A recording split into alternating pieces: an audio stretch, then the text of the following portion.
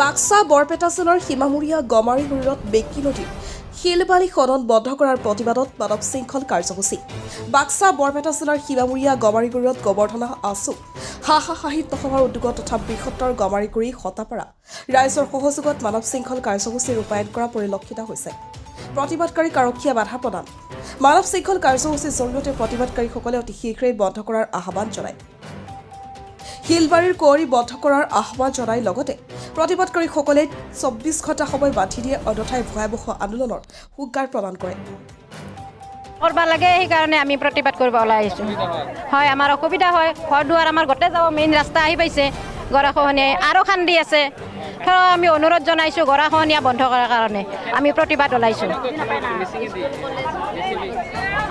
JCB দি খান্দি আছে, আমি বন্ধ কৰাৰ কাৰণে আমি প্ৰতিবাদ কৰিব ওলাই আহিছোঁ। এই চৰকাৰক আমি আহ্বান জনাইছোঁ আমি গৰাখহনীয়া বন্ধ কৰাৰ কাৰণে। নিন্দনীয় ঘটনা, যি আমাৰ গোবৰ্ধনা অঞ্চলৰ লগতে চাফা কামৰা অঞ্চল যি অবৈধ খনন চলি আছে, আৰু এই খননৰ ফলত আমাৰ বৃহত্তৰ গোবৰ্ধনা অঞ্চল আৰু যি বৃহত্তৰ গোবৰ্ধনা অঞ্চলৰ লগত চাফা কামৰা অঞ্চলত এক বিস্তৰ ক্ষতি সাধন কৰিছে। বিশেষকৈ আমাৰ যিসমূহ খিলঞ্জীয়া প্ৰভুত্ব এলেকা, যিসমূহ খিলঞ্জীয়া প্ৰভুত্ব গাঁও, সেই গাঁওসমূহ ছিন্ন বিচ্ছিন্ন হৈ যাব ওলাইছে। আৰু লগতে চাফা কামত আপোনালোকে সকলোৱে যাতে জিঅ' বেগৰ ওপৰেদি এক খনন কাৰ্য চলি থকা হৈছে, জিঅ' বেগৰ ওপৰত সেই কাম চলি থকা হৈছে। যে দুদিন পূৰ্বে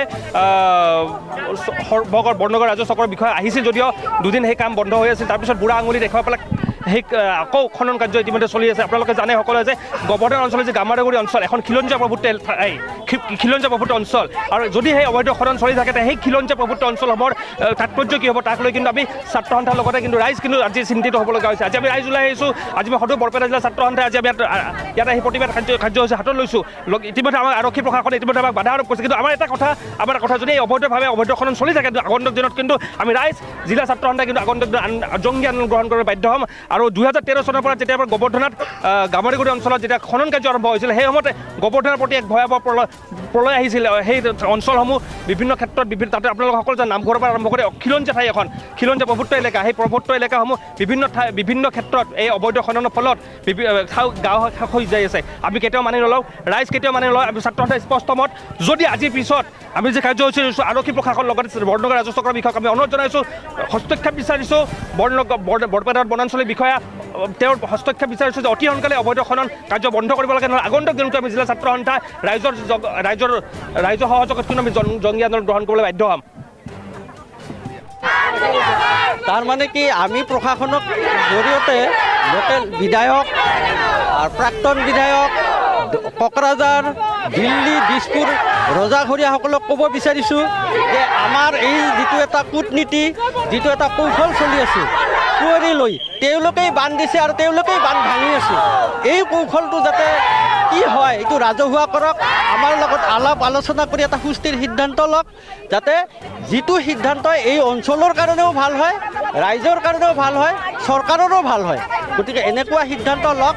২৪ ঘণ্টাৰ ভিতৰত আমি সময় বান্ধি দিছোঁ, অন্যথা আমি ইয়াতকৈ এটা ভয়াৱহ আন্দোলনৰ কাৰ্যসূচী ল'ম। আৰু ইয়াৰ বাবে দায়ী কিন্তু চৰকাৰ হ'ব, আমি দায়ী হ'ব নোৱাৰিম। আজিও মানা কৰিছোঁ, 2 দিন বন্ধই কৰিছিল, কিন্তু কি ষড়যন্ত্ৰত বা 2 দিন বন্ধ কৰি আকৌ খোলা দিছে, যাৰ আমাৰ এই অঞ্চলৰ ৰাইজৰ লগত এটা চেলেঞ্জ মুডত তেওঁলোকে কাম কৰি আছে। গতিকে এই চেলেঞ্জ মুডত কাম কৰিলে এটা ভয়াৱহ পৰিস্থিতি হ'ব বুলি আমি আজি মানৱ শৃংখল কাৰ্যসূচীৰ জৰিয়তে আমি জনাব বিচাৰিছোঁ, যাতে ভয়াৱহ পৰিস্থিতি নহয় তাৰ কাৰণে সকলোৱে যাতে এটা গভীৰভাৱে চিন্তা কৰি এটা সুস্থিৰ সিদ্ধান্ত লয়। এই অঞ্চলৰ গোবৰ্ধনা আঞ্চলিক বুলি ক'লে বহুতো শিক্ষা অনুষ্ঠান, স্বাস্থ্য কেন্দ্ৰ অনুষ্ঠানবিলাক যেনেকৈ গঢ় লৈ উঠিছে তেনেকৈ ধ্বংস কৰিবলৈ গৈ আছে। গতিকে এই অনুষ্ঠানবিলাক, এই ৰাস্তাটো হৈছে, ৰাস্তাটো ধ্বংস হ'ব। শিক্ষা অনুষ্ঠানবিলাক হৈছে, শিক্ষা অনুষ্ঠানবিলাক চৰকাৰে কৰি আছে, চৰকাৰে ধ্বংস কৰি আছে। তেওঁলোকেই বান্ধ দিছে, তেওঁলোকেই বান্ধটো ভাঙি আছে। আজি আমাৰ এই বান্ধবিলাক ভাঙা জৰাজীৰ্ণ অৱস্থা। গতিকে সেই বান্ধটো আমি ভাঙিবলৈ যোৱা নাই, তেওঁলোকেই বান্ধটো দিছে, তেওঁলোকৰ মিনিষ্টাৰে আহি বান্ধ দিছে, আৰু তেওঁলোকে এই কুঁৱৰীৰ জৰিয়তে সেই বান্ধবিলাক ভাঙি আমাৰ এই অঞ্চললৈ এটা ভাবুকি সৃষ্টি কৰি আনিছে। এই ৰেলীটো আমি বেকীৰ পাৰত যাম বুলি এটা সিদ্ধান্ত লৈছিলোঁ সকলো ৰাইজৰ সহযোগত আমি যাম বুলি, কিন্তু প্ৰশাসনৰ বাধাৰ কাৰণে আমি যাব নোৱাৰিলোঁ। গতিকে ইয়াৰ পিছত হয়তো নিয়মৰ অনুযায়ী গণতান্ত্ৰিক পদ্ধতিৰে আমি এটা ভয়ংকৰ কাৰ্যসূচী ল'ম, যিটো কাৰ্যসূচী ল'ম বুলি আশা কৰা নাই। যদি চৰকাৰে বাধ্য কৰায় তেনেহ'লে ল'বলৈ প্ৰস্তুত।